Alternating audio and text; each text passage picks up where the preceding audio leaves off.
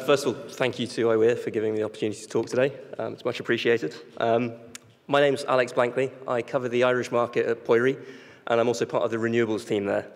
For those of you that aren't familiar with Poiri, we are essentially a consultancy looking at energy economics. We've got a global presence, but we've done a lot of work in Ireland over the last 20 years, covering market design, corporate strategy, and asset valuations. We've also done a lot of work on renewables, and as David mentioned, most recently we've been looking at renewable support schemes across Europe. And it's some of the details around these schemes that I want to share with you today. So, at this point, I want to introduce Vincent van Gogh. In addition to being quite a good painter, he also had a few things to say that are quite... They're good to hear if you're thinking about how to design a renewable support scheme. And his words were, "Great things are not done by impulse, but by a series of small things brought together." And this really gets to the heart of what I want to talk to you about today, because it's the small details of renewable support schemes that really matter. And if you get these wrong, the consequences can be really quite dramatic. So, in the rest of this talk, I'm going to highlight a few of the observations that came up from the work that we did earlier this year and the end of last year. The first thing I want to tell you about is timelines. It takes quite a long time to design a renewable support scheme, and I'll talk about the experience in Great Britain a little bit. The second thing is the details really matter, and I've got a few interesting examples where, say, changing when you're required to have a particular permit by can have quite dramatic rates in auction participation rates and clearing prices. And lastly, I've got a little bit to say about the nature of support mechanisms and how critical they are. And the idea that, say, excluding certain technologies because they might get funding from somewhere else, perhaps corporate PPAs, might be a bit premature. So, on to the first point. This shows the timeline for the development of the CFD scheme in Great Britain. Now, I know it's not a perfect analogy. It was quite a while ago. It was wrapped up with a lot of other energy market reform. But still, I think it's quite useful to bear this in mind. Now, the first thing to say is it took the best part of 4 years from the start of sort of the inception of the idea to getting the first results at auction. What you could loosely call the high-level design was done in 2011 and 2012. Now, after that, it took the best part of 2 years for the detailed design to be finished. Now, I'm guessing that's somewhere where we are today. Quite where is hard to say.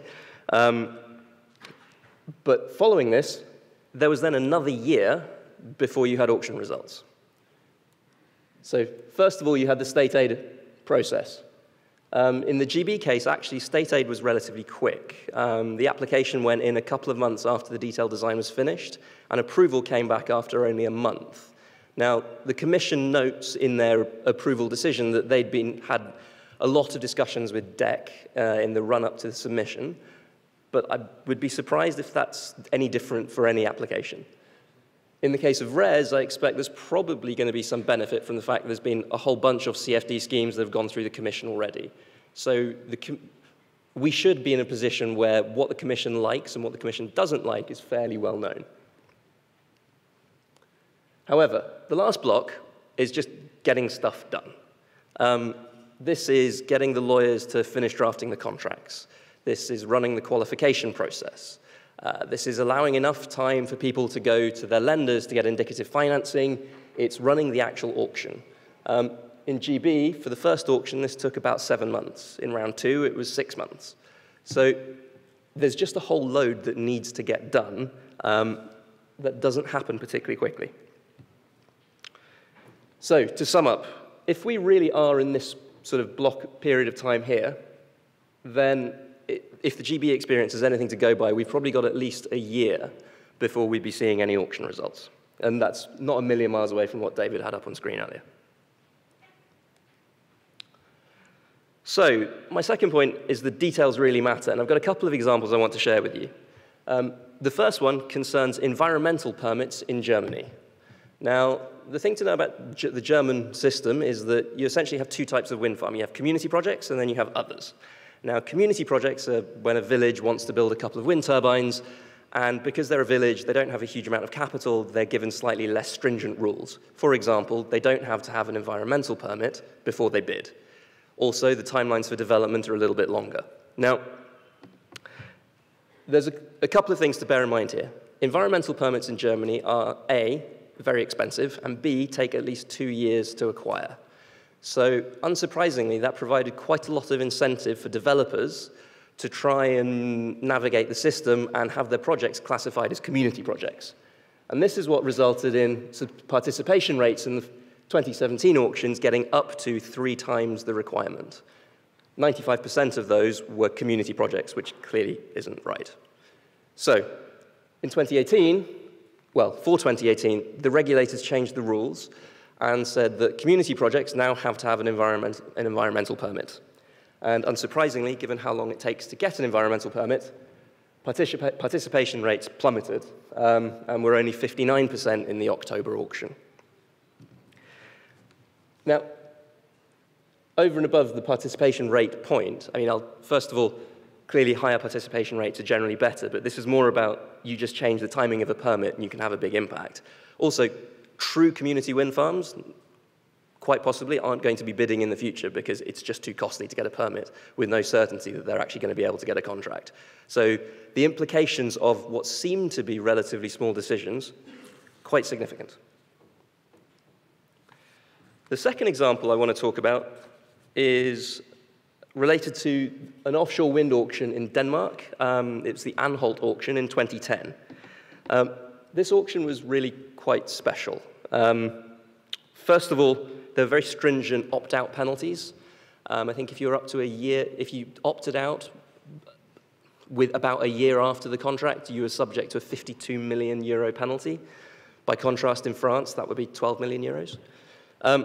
There was also, the late delivery penalties were also very high. So neither of, first of all, they had 2 types of penalty. First of all, your strike price could be reduced. Second, there was just a fine if you were late. Now, neither of those are unprecedented in Europe. In Italy, under the 2012 rules, your strike price could have been reduced up to 6% if you were late by a year. In this case, it was 3%. Here, you had 3.5 years to be fully operational. If you missed that deadline, then there was a 52 million euro fine. In Germany and the Netherlands, you can be fined. It's just not quite so much and not in conjunction with a strike price haircut. The last issue, though, is what really makes this stand out, which was the standby requirement. And effectively, this was a loser's curse. So if the winner of the auction decided to step out within 6 months, the runner-up had to take on their contract and their deadlines. Unsurprisingly, that wasn't a great thing for the auction. So these are the clearing prices of the first 3 auctions in Denmark for offshore wind. The first 2 cleared at around 65 euros. Actually, I'll just point out, this auction here was a rerun of the second auction with fewer participants, and the price went from 65 to 85. Then we had Anholt come in at 136 with only 1 bidder. Subsequent auctions with different design had more bidders and lower prices. So Hornsrev 3 came in at about 100 euros a megawatt hour, and then Kriegers Flak in 2016 came in at about 50 euros a megawatt hour. So what I hope these examples show is that the finer details of these schemes do really matter. And this isn't sort of bigger picture questions. This isn't one-way CFD or two-way CFD. This isn't the budget that gets set aside for these auctions. It's when you ask someone to have a permit. It's what penalties you put on if someone is a day late. It really pays to think about these issues in a lot of detail. Okay, my last point is really about technology exclusions and corporate PPAs. As you'll be aware, and David mentioned, in Great Britain, onshore wind is largely excluded from the CFD mechanism, apart from for small islands projects. And while it's probably safe to say it's a bad idea to exclude the cheapest form of renewable energy, that's actually not what I want to talk about today. What I want to focus on is the argument that goes something like, onshore wind doesn't need a CFD because there are other avenues for support, notably PPAs. Now, there's a couple of things about this that I think are slightly problematic.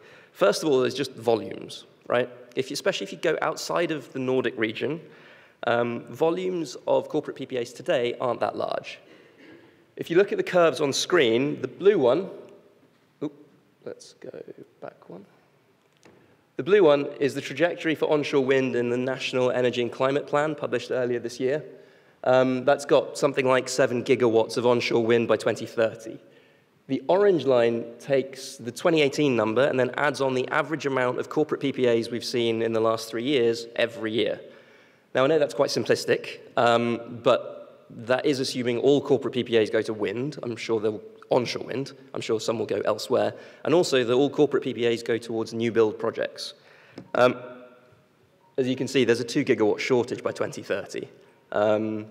I appreciate corporate PPAs might accelerate, they might become more popular, but it's still quite a lot to make up. Second, it's just a simple point around the cost of capital. It's very rare for a corporate to have a cost of capital that approaches that of a sovereign. Outside of sort of global financial shocks like we saw in 2007, this doesn't really happen. And quite simply, that means a corporate will have less room to provide support than a government. Unsurprisingly, certainly when we look at the PPAs that we've seen in the market, these don't tend to come at a premium to expected market prices. If anything, they come in at a discount. So to the extent that renewable energy might still need subsidizing, it's hard to see how that's going to come from a corporate PPA, at least in the near term. So to sum up, I started off by saying that designing a renewable scheme takes a lot of time and is quite hard to do. Just don't forget the GB scheme took 4 years, and even once the detailed design was done, it took another year before auction results came through. Second, the small details do really matter, and this is all the types of upfront commitment you might require.